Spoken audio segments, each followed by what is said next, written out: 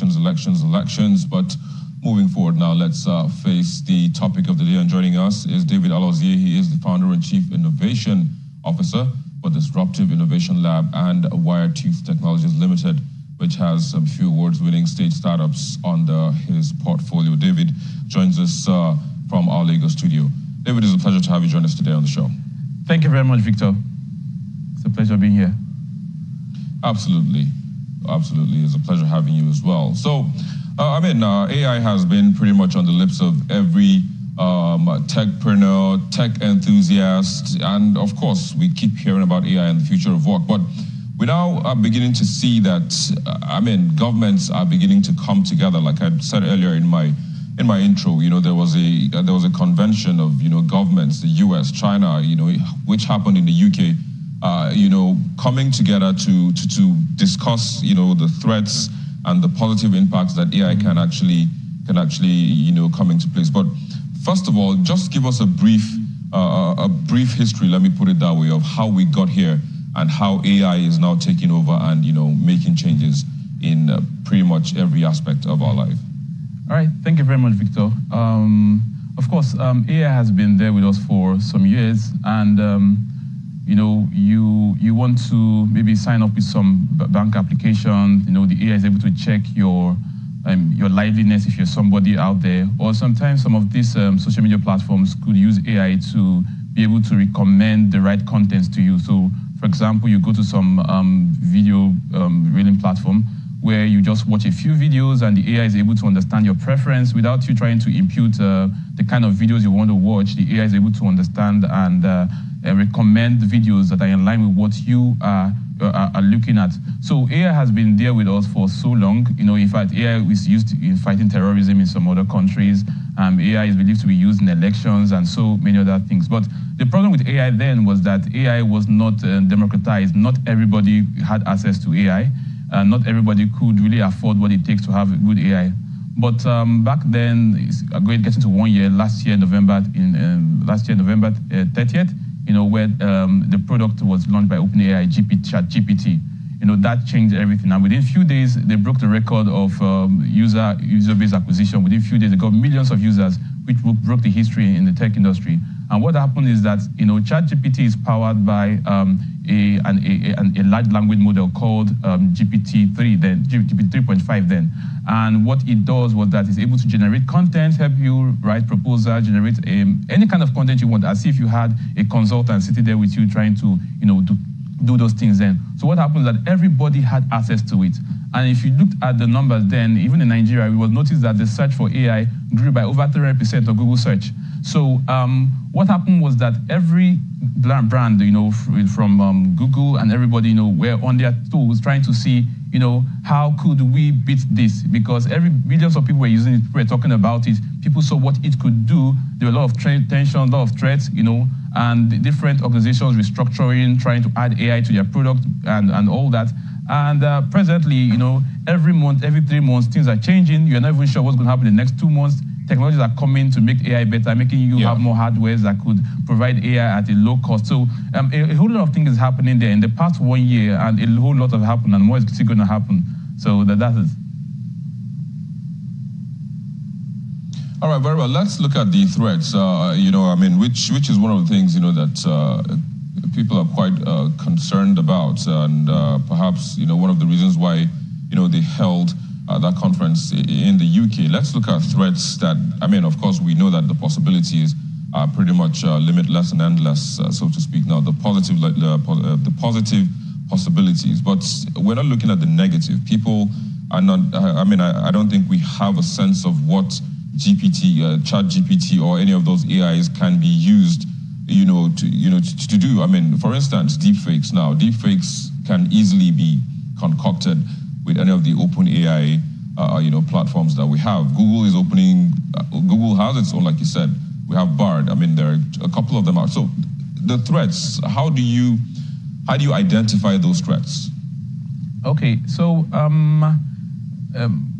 I could categorize the threat into different areas, right? There is a threat of for cybersecurity on one side, and there's a threat to shaping of cultures in ways that cannot be controlled. there's also a threat of information. So starting from the cybersecurity side, before when we talk about being hacked online, we hear things like social engineering, where some hackers could go get some information about you on social media and try to use it to reset your password or call maybe your provider on a shopping platform or your banks, or try to predict your password, and so on.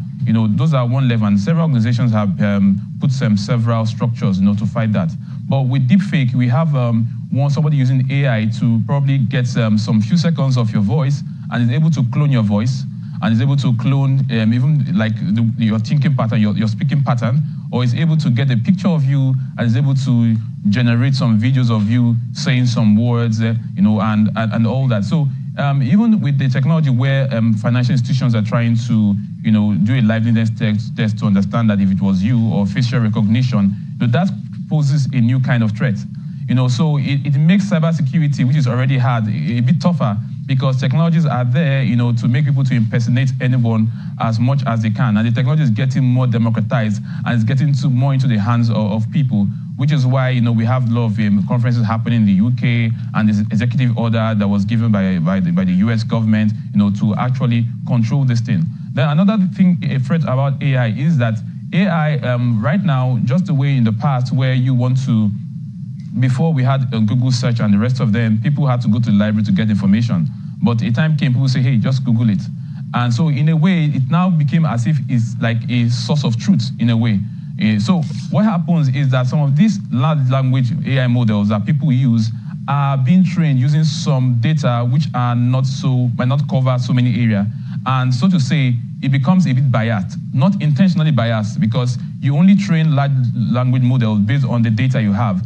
So I will give you an example. For example, if you go to some of these AI models and say, okay, give me a picture, of say a beautiful woman and all that, it will give you a result of like some kind of look or dressing which some religious persons might have issues with, or some cultural issues and all that.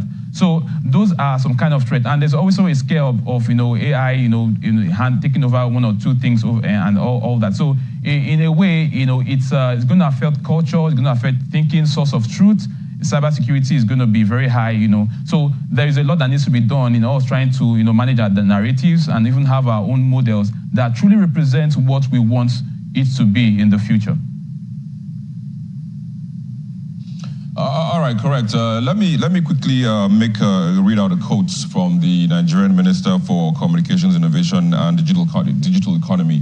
During that conference in the UK. So he says, artificial intelligence offers an unprecedented opportunity to appropriate knowledge more quickly and seamlessly in addressing some of our pressing socioeconomic challenges. Our duty as policymakers is to ensure that our nation can participate and mainstream value creation from AI. So that this is his position on AI. Are you seeing any moves in that direction to ensure that we mainstream it? We mainstream the value creation from AI? Okay, so definitely there are some present moves that are made available. We hear of some activities that are going on, from the side of the government. But the truth is that so much work still needs to be done. Right, because if you look at the level of funding available to help researchers, do what they need to do, it might not be so much to go by. And like I mentioned, most of the large language model we use are all, trained based on data from from other countries and all that. So even we in Nigeria and Africa, we have to start talking about how we want to build our model, because this is going to really shape culture. It's going to shape what the answer we get. To a large extent now, we had the issue of the misinformation. And most times this misinformation we get are from people that go online, look at some blogs and they get some information and they kind of assume that it's true because it's online. So imagine if we have the information that doesn't suit our culture or suit the thinking of the government or the policies of the government, and everybody's using it. In a way, you have people who will be thinking or taking action which is not in line with the way the government wants it to be or the way it should be for the betterment of the people. So a lot more work needs to be done. I would say most of the work that I see going on AI in Nigeria is more academic focused. There's a lot, because AI has been democratized now. A lot of work needs to be done. a lot of grassroots engagement, communities, developer communities, businesses supporting, trying to build a large language model. There's a whole lot that needs to be done. So I would say what's going on, a lot is happening, but a lot still needs to be done in some other strategic ways to ensure that the future, is kind of, saved for the good of Nigeria. I am absolutely. Let's hope that, of course, like they always say, you can't do it all alone. So hopefully more work will be done. But let's look at generative AI, because as we are planning to mainstream value from AI, we're looking at generative AI and looking at how, perhaps it might be stealing jobs here and there. But people are of the opinion, experts are of the opinion that, those who master AI will not lose their jobs. Instead, they would use AI to further boost their earnings and all of that. But what's your view, in that respect? So, like I always say, most time when I talk to people in companies and all, AI is not going to replace anybody. It's those that use AI that are going to replace you. Because AI presents so much opportunities. We have countries like UAE, trying to come up with ministries to support AI and the rest of them. And that's because AI has a multiplier effect. If the government is able to harness the potentials, if the government say we want to use, say, $100 million to run a project to empower people and all that, if you leverage AI, you could achieve multiple of such results with such budgets. It helps you maximize the budget that you have. So normally, a whole lot of things are changing with the advent of generative AI. In fact, we even have companies, the first casualty that was consumed by the AI in the first 3-4 months, and that's because people could use ChatGPT to solve their assignments, and this startup, because of some lack of proactiveness, they couldn't continue. They lost their shares, and we have companies trying to adjust, and because companies are profit-making persons. So for me, I have a prediction where in the future, just the way people in the past some years back, there was a time that companies would need you to understand how to use computers, do Excel, do Microsoft Word, browse the internet before they could say, hey, you're a good hire. So in the near future, not so far from now, companies will be putting all their data, into their own local AI model, their large language model. And what that's going to do is some people going online to use data analytics to get information, how much sales was made 10 days ago in so place, or can you generate a graph for me, and all those things. You will have staff who will be going and be querying the AI model that is augmented with the company's data in a database, and is able to provide dynamic data within few seconds, and it will help companies, achieve a lot very fast. So just the way people needed to understand computer, there's a field called prompt engineering, which is very important. If you want to upgrade yourself, you need to understand to leverage prompt engineering, to help your career, in that area. So in a few years from now, companies are already working around that. A lot of big companies are already building technologies that help them to, have their data into an AI model that they could leverage to accelerate activities and make, better values in their companies.